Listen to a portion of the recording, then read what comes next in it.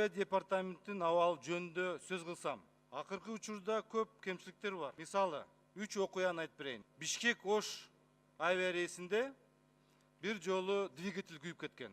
Экинчи, өзүбүз биз күбө болдук депутаттар менен. Самолет учуп, Төашын үстүнөн кайра кайтып келдик Бишкек шаарга.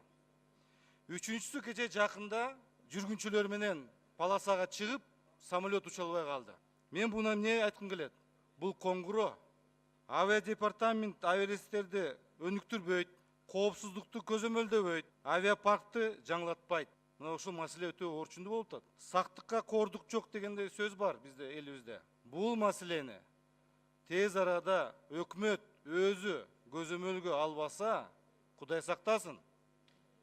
Бирок авиапаркты жаңылатыш керек. Жаңы троллейбустарды алып атабыз, жакшы. Жаңы автобустарды алып атабыз, бул дагы жакшы. Жолдорду куруп атабыз, бул дагы жакшы. Жаңы самолет, жаңы авиапаркты кылып койсок, ушул авиалинияларда биздин элибиз жүрөт. Бул маселени тез арада карап чыксын. Авиадепартамент иштебей жатат.